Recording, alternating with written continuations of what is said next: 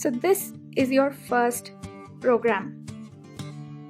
To execute a command in IPython, just type it in the prompt box there, then hit Shift Enter, and the command output will show up right in front of you.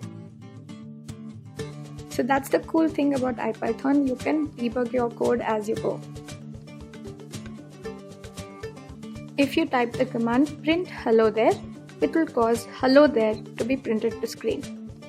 So the print command can be used to print any particular text that you want to the screen. You can ask a user for an input using the input command. So if you type in input, please type in your name now. An input box will open up and it will wait for the user to type in something and press enter. So the input, please type in your name now. There's a few interesting things. First, it's printing, please type in your name now to the screen. So whatever you put in as the text inside the input command, it's called the argument that will print the screen.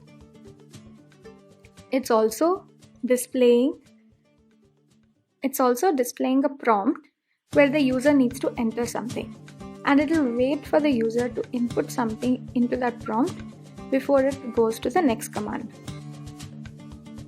So let's say we enter Vitthal here. Once you hit enter, whatever value the user inputs into the prompt box is assigned to a variable. The variable is called name. Oh, by the way, just a small thing. If you're using Python 2 instead of Python 3, you could use either, by the way. For the purposes of this course, the functionality is similar. Notice how Vitthal had quotes around it. So the prompt box in Python 2 is a bit temperamental. If the user enters a string, it needs to be enclosed in double quotes, like this. But if the user enters a number, it's fine for it not to be in double quotes. If the user enters a string and the string is not enclosed in double quotes, there will be some weird error. Let's just take it one step at a time. If the user enters a string, it needs to be enclosed in double quotes, like this.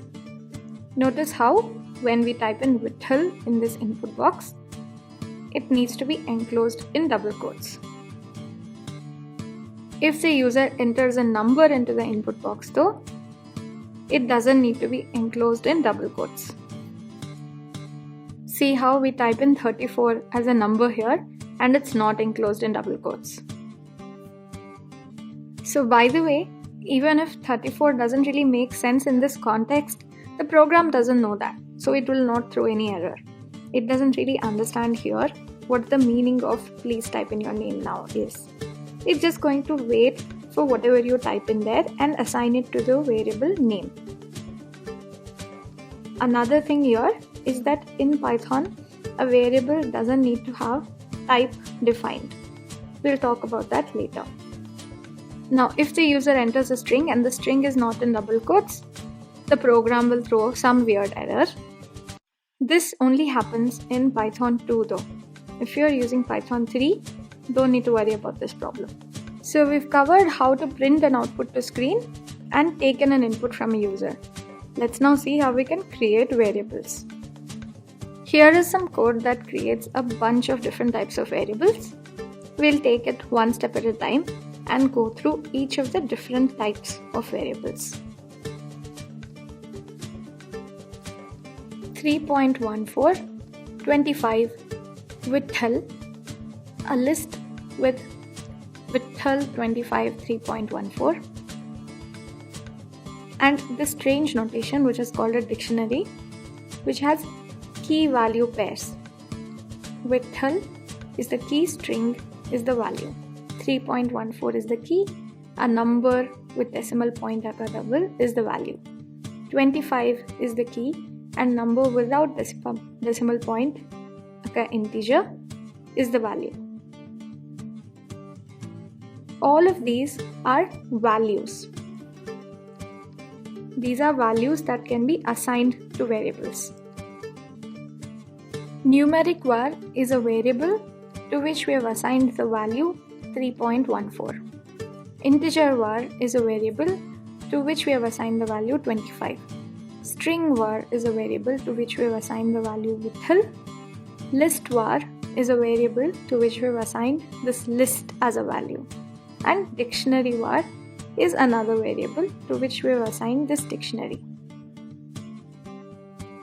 Notice how these are different types of values.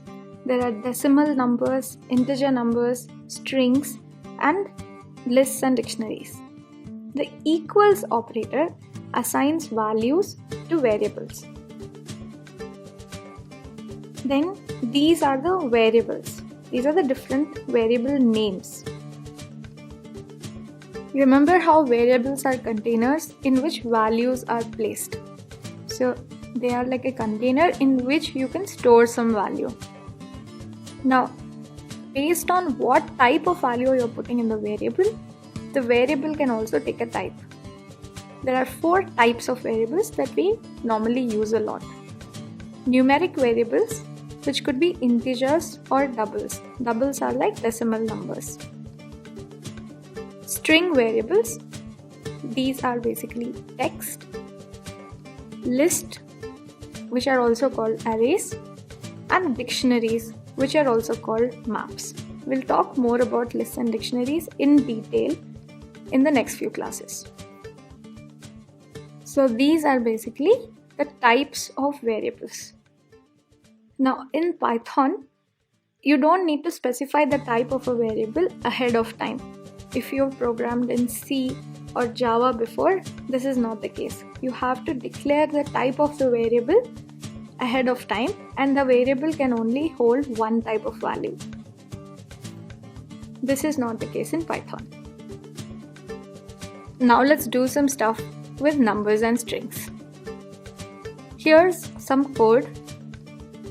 Let's go through it and see what it's doing. So there are a ton of interesting things going on here. First, 2 numeric variables have been created. The radius of the circle and pi. So we have assigned the value 5 to the radius of the circle and 3.14 to the variable holding the value for pi. Then we created a third variable, and the value of the area of the circle was assigned to that variable. This was actually calculated from the other 2 variables. See the line of code there saying area of circle equals pi times radius of circle to the power of 2. So area is equal to pi r square. Next, a string variable was created. Nice string. This string is a combination of some strings which we have written and a string which is created from the radius of the circle and area of the circle. If you take 2 strings and put the plus sign between them, so you are adding those 2 strings, you get one string which is a combination of both the strings. But you cannot add a string and a number. So first we convert the number to a string using the stir function. So we convert a number to a string using the stir function. Then we printed nice string to the screen using print nice string. This prints the radius of the circle and the area of the circle in a nice, easy to read